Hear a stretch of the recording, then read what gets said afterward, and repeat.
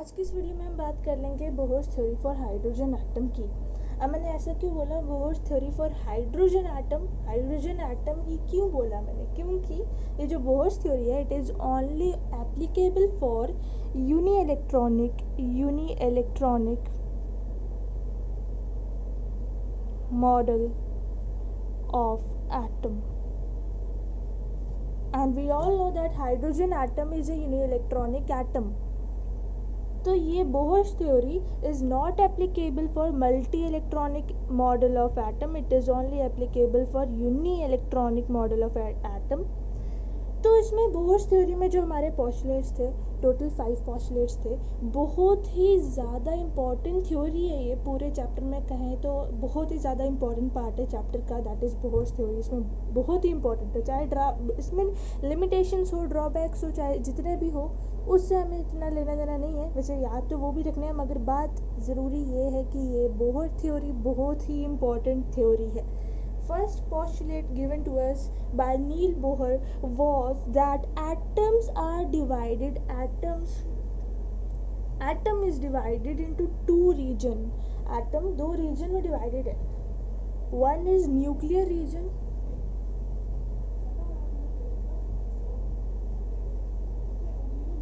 and another is extra nuclear region. Nuclear region is that region in which the positively charged solid center of atom is present.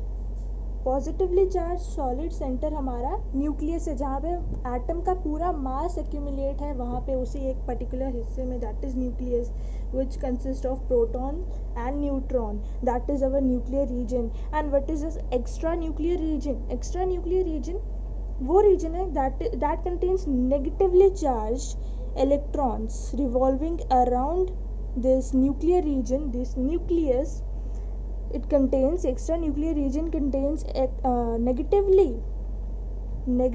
charged electrons revolving around nucleus in the circular path. अब ये words को ध्यान से सुनना, Bohr theory पढ़ रहे हैं, अभी हमने इसके ड्रॉबैक नहीं देखे। बोहर ने हमें बताया कि सर्कुलर पाथ के अंदर ये जो इलेक्ट्रॉन्स है, नेगेटिवली चार्ज पार्टिकल जो कि इस न्यूक्लियस के अराउंड रिवॉल्व कर रहे हैं, उन्हें हम इलेक्ट्रॉन्स को हम एक्स्ट्रा न्यूक्लियर रीजन के अंदर देखते हैं। तो हमारा पहला पोस्टुलेट तो बहुत ही ज़्यादा इजी था, that atom is divided into two region, one is the nuclear region and another is extra nuclear region. Nuclear region contains of the positively charge solid centre of atom where nucleus is present, and extra nuclear region contains the negatively charged electrons revolving around the nucleus in the circular path. Circular path, ये बात बोली Bohr ने, नील Bohr ने बोली, ठीक है, ध्यान देना, क्योंकि ड्रॉबैक्स में एक पॉइंट है वो मैं डिस्कस करूँगी बाद में, अभी नहीं डिस्कस करना चाहती। सेकेंड पॉस्टुलेट इज दैट, अब हमें पता है इलेक्ट्रॉन्स तो रिवॉल्व करेंगे, मगर इलेक्ट्रॉन्स कौन से सर्कुलर पाथ में? सर्कुलर पाथ्स तो बहुत सारे हैं, इनफाइनाइट सर्कुलर पाथ्स हैं, हम कभी बता नहीं सकते कितने सर्कुलर पाथ्स हैं, ठीक है, there are infinite circular paths, 1 से लेके infinite. Infinite is the highest energy level. Highest energy level की बात करें तो that is infinite, and lowest energy level is the first shell, that is our lowest energy level. हम बात कर रहे थे कि इलेक्ट्रॉन्स कौन से सर्कुलर पाथ में रिवॉल्व करेंगे। So out of infinite circular path electrons उन्हीं सर्कुलर पाथ में रिवॉल्व करेंगे जहाँ पे it is multiple integer, multiple, मेरे वर्ड्स को ध्यान से सुना, where it is multiple integer of h/2π। मैंने क्या बोला? Out of infinite circular paths electron will revolve only in those particular orbits, या फिर पाथ्स, या फिर स्टेशनरी ऑर्बिट, या फिर शेल, या फिर energy level where it is multiple integer of h/2π। Multiple integer of h/2π, n को मैंने मल्टीपल इंटीजर के नाम से लिख दिया, यहाँ पे डिनोट करने के लिए, मल्टीपल इंटीजर को डिनोट करने के लिए मैंने लिख दिया n और into h/2π, where it is multiple integer of h/2π। n क्या है? n कोई भी इंटीजर हो सकता है, n can be 1, 2, 3, 4 and so on. बस हमारी शर्त ये है कि ये इंटीजर होना चाहिए, इंटीजर मतलब कि 1 2 3 4 5 6 7 8 एंड सो ऑन। 1.2 नहीं होना चाहिए, फ्रैक्शन नहीं होना चाहिए, डेसिमल में नहीं होना चाहिए, पॉइंट्स में नहीं होना चाहिए, ज़ीरो नहीं होना चाहिए, ये बात ध्यान रखनी है। एंड इंटीजर और यहाँ पे मल्टीपल हो रहा है हमारे h/2 के साथ, इसलिए that is why it is called as multiple integer. So out of infinite circular paths around nucleus, electron will revolve in only those circular paths where it is multiple integer of h/2. So हमें momentum का तो formula पता है। Momentum का formula, momentum को हम p से denote करते हैं, एस ए एक्स्ट्रा मैं बता रही हूँ अलग point. And momentum is equal to m into v. मगर मैं एंगुलर मोमेंटम की बात करूँ तो angular momentum is equal to mv/r। R लगा लिया क्योंकि इसके अंदर रेडियस आ जाता है हमारा एंगुलर मोमेंटम में। तो इधर मैं बात करूँ तो सर्कुलर पाथ्स में हमारा कौन सा वाला मोमेंटम आएगा? Linear momentum. लीनियर मोमेंटम मतलब कि हमारा नॉर्मल वाला मोमेंटम, या फिर angular momentum that is mv/r। Obviously angular momentum क्योंकि सर्कुलर पाथ से तो उनका रेडियस भी होगा, इसलिए mv/r। So mv/r will be equal to n into h/2 that is the main point we want to draw। अब ध्यान से देखना, आप सोचोगे अच्छा ठीक है मैंने बता दिया where it is multiple electrons will revolve only in those orbits where it is multiple integer of h/2। मगर ये फॉर्मूला आया कहाँ से, डिराइव कैसे किया मैंने? mv/r is equal to n into h/2। तो बोहर थ्योरी में तो आपको डायरेक्ट ये फॉर्मूला आपको दे देंगे।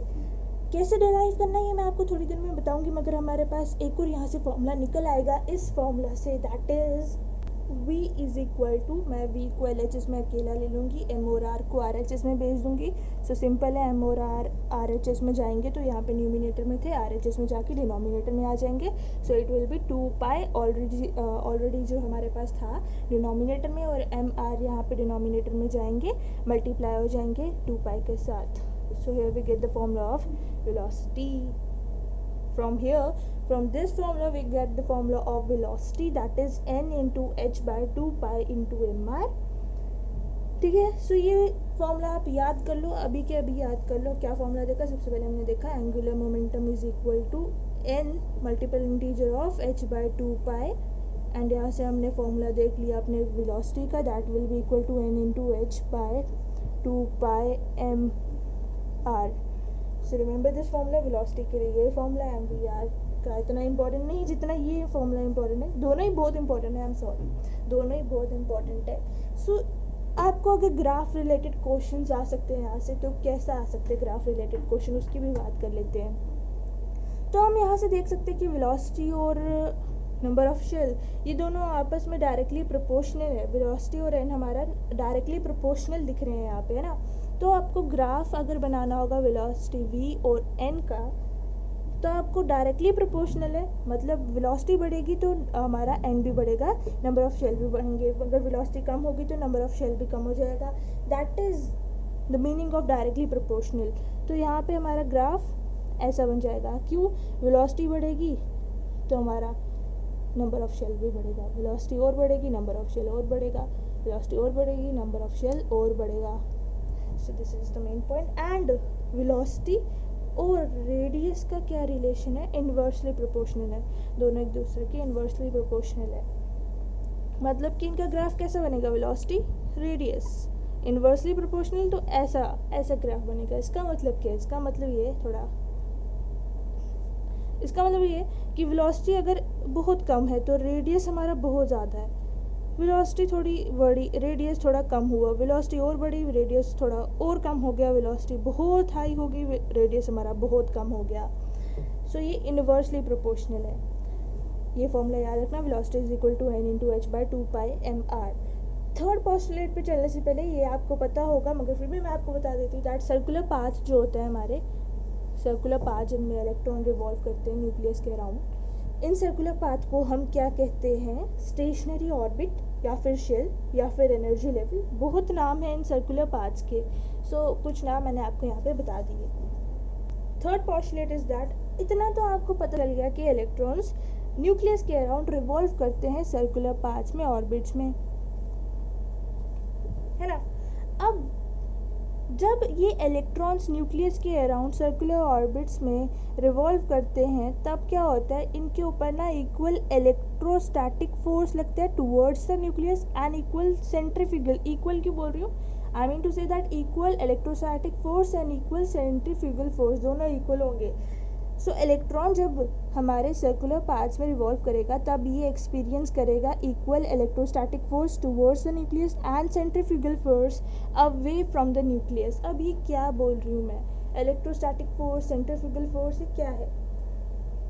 सिंपल भाषा में बोलूँ, इलेक्ट्रॉन जब भी रिवॉल्व करते हैं सर्कुलर ऑर्बिट्स में प्रोटॉन और न्यूट्रॉन के अराउंड, आई मीन टू से न्यूक्लियस के अराउंड, तब ये क्या एक्सपीरियंस करते हैं, फोर्स एक्सपीरियंस करते हैं। दो टाइप के फोर्स, एक फोर्स जो अंदर की तरफ लगता है, एक फोर्स जो इसको बाहर की तरफ खींचता है, मगर दोनों फोर्स इक्वल होते हैं इसलिए ये कहीं पे हिलता नहीं है, पर्टिकुलर उसी डायरेक्शन में रहता है, उसी ऑर्बिट पे रहता है, तभी ये रीज़न है कि ये स्टेबल रहता है ना, मतलब हिलता नहीं है, बैलेंस इसका ख़राब नहीं होता है इस वजह से। तो इक्वल इलेक्ट्रोस्टैटिक फोर्स और सेंट्रीफ्यूगल फोर्स एक्सपीरियंस करते हैं। इलेक्ट्रोस्टैटिक फोर्स क्या है, पॉजिटिव और नेगेटिव के बीच में जो फोर्स है, और सेंट्रीफ्यूगल फोर्स क्या है, इसके इलेक्ट्रॉन की जो वेलोसिटी है उसकी वजह से जो इसके ऊपर फोर्स लग रहा है, that is centrifugal force. So centrifugal force is equal to electrostatic force, क्योंकि यहाँ पे ये एक्सपीरियंस कर रहे हैं, दोनों इक्वल है। Electrostatic force will be equal to centrifugal force in this case, in the case of electron। हाँ, तो बात आती है इनकी डेरिवेशन की। यहाँ से मैं डेरिवेशन डिराइव करूँगी, ये सॉरी फॉर्मूला डिराइव करूँगी, दैट इज इलेक्ट्रोस्टैटिक फोर्स के लिए क्या फॉर्मूला मैं यूज़ करूँगी, दैट इज इलेक्ट्रोस्टैटिक फोर्स। देखो क्या चक्कर है इलेक्ट्रोस्टैटिक फोर्स का, ये हमारा न्यूक्लियस पॉजिटिव चार्ज, ये हमारा electron negative charge, negative electron है ना, इनके बीच में एक फोर्स है और ये इनके बीच का डिस्टेंस दैट इज़ रेडियस। अगर मैं फॉर्मूला डिराइव करूँ तो आपको पता है कैसे डिराइव करेंगे। अब ये दोनों पॉजिटिव और नेगेटिव क्या है, these are both charges, Q1 Q2 से डिनोट कर दूंगी, Q1 is the positive charge and Q2 is the negative charge, and इनके बीच का distance is radius. And force निकालना है, इलेक्ट्रोस्टैटिक फोर्स निकालना है, तो इस केस में फोर्स क्या हो जाएगा, फोर्स हमें पता है force is directly proportional to the product of the charges, that is Q1 into Q2, and force is inversely proportional to the square of the distance, square of the distance between them, square of the distance between them। so इन दोनों चीज़ों को मिलाकर हम देख लेंगे, equation number first and equation number second को मिलाकर अगर हम देखें, we will get F is directly proportional to Q1 Q2 upon R square। Directly proportional का साइन हटाने के लिए मैं, प्रोपोर्शनैलिटी का साइन हटाने के लिए मैं क्या करूँगी, I will put K here which is a constant। सो यहाँ से हमारे पास इलेक्ट्रोस्टैटिक फोर्स का फॉर्मूला मिल गया, that is K Q1 Q2 upon R square। So remember this point. मैंने आपको डेरिवेशन बता दी कैसे आया ये फॉर्मूला, इसको आप समझ लो कि ये फॉर्मूला कैसे आया। और सेंट्रीफ्यूगल फोर्स क्या है, it will be mv square upon r। याद रखना ये चीज़, centrifugal force is mv square upon r, ठीक है। इलेक्ट्रोस्टैटिक फोर्स को कूलम फोर्स भी कहते हैं, इलेक्ट्रोस्टैटिक फोर्स को कूलम फोर्स भी कहते हैं। And centrifugal force is due to high velocity. अब इन दोनों को इक्वेट, ये फॉर्मूला भी बहुत इंपॉर्टेंट है जो कि हमें थर्ड पोस्टुलेट से मिलकर हमने क्या देखा था, that electrons experience equal electrostatic force towards the nucleus and centrifugal force away from the nucleus. यहाँ से हमें फॉर्मूला मिल गया। Remember this formula, K Q1 Q2 upon R square will be equal to mv square upon R। mv square upon R क्या है, centrifugal force है। अब ये बात ध्यान रखना, जो रेडियस, शेल का जो रेडियस है ना, वो कांस्टेंट रहता है, radius of each shell remains constant. हर शेल का रेडियस कांस्टेंट रहेगा, हर शेल का रेडियस कांस्टेंट रहेगा, सेम रहेगा, फिक्स रहेगा। यहाँ से मैं आपको एक और चीज़ बताना चाहती हूँ, जो रेडियस का, radius of shell Rn, radius number of shell, इसका जो फॉर्मूला है that is equal to 0.59 n square upon z। तो अगर आपसे कोई पूछे कि मेरे को बताओ रेडियस ऑफ शेल क्या है, अगर आपको n स्क्वायर दिया होगा, n दिया होगा, नंबर ऑफ शेल दिया होगा और z क्या है एटॉमिक नंबर, इसको भूलो थोड़ी देर के लिए। एक एलिमेंट है, समझो x को ये एलिमेंट है, इसके ऊपर जो नंबर लिखा होता है और इसके नीचे जो नंबर लिखा होता है that represents, a represents atomic weight mass number, atomic mass को रिप्रेजेंट करता है a, and z represents atomic number, जैसे कि हाइड्रोजन का एटॉमिक नंबर इज 1, हीलियम का 2, लिथियम का 3, hydrogen helium lithium beryllium boron carbon, remember that point? Yes, ये तो बहुत बेसिक बात थी, अगर किसी को नहीं पता होगी तब मैंने बता दिया आपको। सो n दिया होगा, z दिया होगा, आपको रेडियस ऑफ शेल निकालना है, कैसे निकालोगे? ये फॉर्मूला यूज़ करके, that is 0.529, I am so sorry, round of करोगे तो आप ऐसे भी लिख सकते हो 0.53 n square upon z। Remember this formula की radius of each shell, radius of shell is equal to 0.529 n square upon z। अब आप सोच रहे हो कि यार मैंने ये वाला फॉर्मूला भी आपको ऐसे ही बता दिया हवा हवा में, कोई डेरिवेशन नहीं बताई, कैसे आया ये फॉर्मूला? चलो देख लेते हैं, डेरिवेशन बता देती हूँ कैसे आया। ये बोहर्स थ्योरी का हिस्सा नहीं है, मैं आपको डेरिवेशन बता रही हूँ कि ये आया कैसे, रेडियस ऑफ शेल का फॉर्मूला कहाँ से आया ये बताने जा रही हूँ मैं आपको। अब अगर आपको याद हो, कुछ देर पहले हमने वेलोसिटी का फॉर्मूला देखा था, हमने देखा था ना, याद करो, mv/r सेकंड पोस्टुलेट से देखा था, that is equal to nh upon 2 pi. यहाँ से हमने वेलोसिटी का फॉर्मूला निकाला था nh अपॉन 2 पाई mr। सो इसको याद रखना, वेलोसिटी हमारा क्या था, nh/2 pi mr, this is a formula for velocity. इस फॉर्मूला को हम यहाँ पे डेरिवेशन में यूज़ करने वाले हैं, इसलिए मैंने आपको याद दिला दिया। एंड हमने ये भी देखा अभी थर्ड पोस्टुलेट में हमने देखा that electrostatic force is equal to centrifugal force. तो ये फॉर्मूला याद रखो। देखो क्या करेंगे, यहाँ पे क्या करेंगे, इस फॉर्मूला के अंदर मैं वैल्यूज़ डाल के, इस फॉर्मूला के अंदर मैं v की वैल्यू डाल के, q1 q2 की वैल्यू डाल के रेडियस ऑफ शेल की वैल्यू निकाल लूँगी। देखते हैं कैसे। So q1 q2 upon r square is equal to m r into v square को मैं अलग से क्यों लिख रही हूँ, क्योंकि v की वैल्यू मेरे को पता है क्या है, nh/2 पाई mr। v की वैल्यू डाल दी, मगर v स्क्वेयर है तो यहाँ पे ब्रैकेट के बाहर 2 लगाऊंगी, स्क्वेयर लगाऊंगी, एंड नाउ क्या हो जाएगा, n स्क्वेयर h स्क्वेयर ये मिट के 4 pi square m square r square. So अब क्या करेंगे, कैंसिल हो गए, क्या बच गया, r को अगर मैं अलग से ले आऊँगी, r will be equal to m n square h square upon, एक और चीज़ कैंसिल हो रही है, m से m। ऐसा क्यों किया, यहाँ पे m था, यहाँ पे स्क्वेयर था, m अपॉन स्क्वेयर का मतलब 2 बारी m, तो क्या बचा, नीचे डिनोमिनेटर में 1m।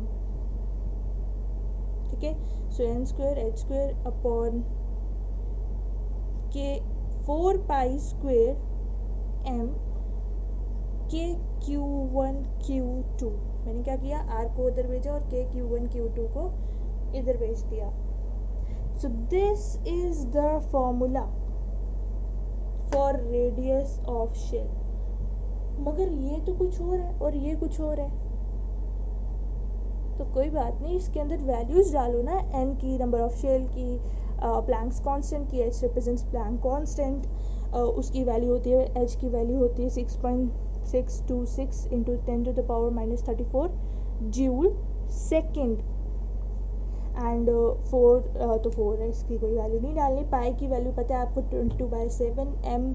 अगर आपको नहीं दिया है तो इलेक्ट्रॉन की जो मास होता है इलेक्ट्रॉन का, that is 9.1 into 10⁻31 kg, and k is constant, q के हाँ इम्पॉर्टेंट पॉइंट यहाँ पे, q1 q2 क्या है, charges, positive charge, negative charge.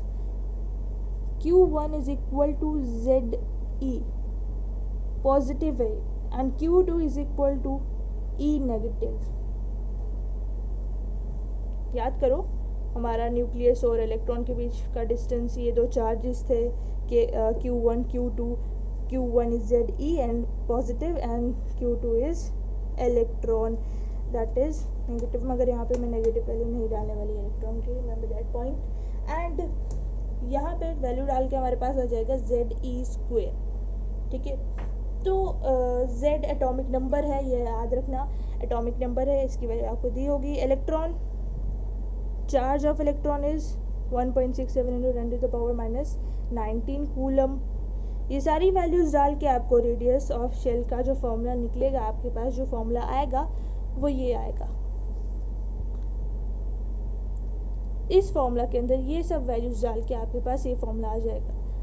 Okay, तो हमने क्या किया, इस फॉर्मूला के अंदर V की वैल्यू डाल के ये फॉर्मूला लाया, that is R n radius of shell is equal to n square h square upon 4 pi square m k z e square। याद रखना ये फार्मूला, इसकी हेल्प से हमने ये फार्मूला डिराइव किया, that is the main formula, that is R n is equal to 0.53 n square z। 0.53 बोलूँ या फिर 0.529 बोलूँ, दे आर अप्रॉक्सीमेटली इक्वल, ठीक है। अब मैं आपको इसके रिलेटेड इस फॉर्मूला को अगर आपने अभी तक याद कर लिया होगा, that is R is equal to 0.529 n square upon z। इस फॉर्मूला को अगर आपने लर्न कर लिया होगा अभी तक, तो कैसे लर्न करना है, लिख लिख के लर्न करना, बार बार लिखो इसे, आपको लर्न हो जाएगा, रटने की ज़रूरत नहीं, ओरली नहीं लर्न करना, लिखना है आपको इसको, ठीक है। सो कैसे इसको हम क्वेश्चन प्रैक्टिस करेंगे तभी तो पता चलेगा कि हमें समझ आए कि नहीं। तो यहाँ पे एक क्वेश्चन है, calculate ratio of radius of second shell of helium plus ion and fourth shell of lithium plus 2 ion. इस क्वेश्चन को आप सॉल्व करो, खुद सॉल्व करो, आई एम सो सॉरी, खुद सॉल्व करो। फिर नेक्स्ट वीडियो लेके आऊँगी, उसमें मैंने याद रखना है अभी थर्ड पोस्टुलेट तक ही बात ख़त्म की है, Bohr's theory of hydrogen atom की थर्ड पोस्टुलेट तक ही बात ख़त्म की, एक्स्ट्रा बीच में बात आ गई हमारी रेडियस की। इस क्वेश्चन को अभी सॉल्व करो, मैं नेक्स्ट वीडियो में लेके आऊँगी इस क्वेश्चन को भी, और फोर्थ और फिफ्थ पोस्टुलेट को भी पूरी तरीके से। बोहर थ्योरी नेक्स्ट वीडियो में कंप्लीट हो जाएगी। सो इस बोहर थ्योरी के 2 पार्ट्स हमारे होंगे। So see you in the next video and please don't forget to like this video, subscribe to this channel and share this video if you want to.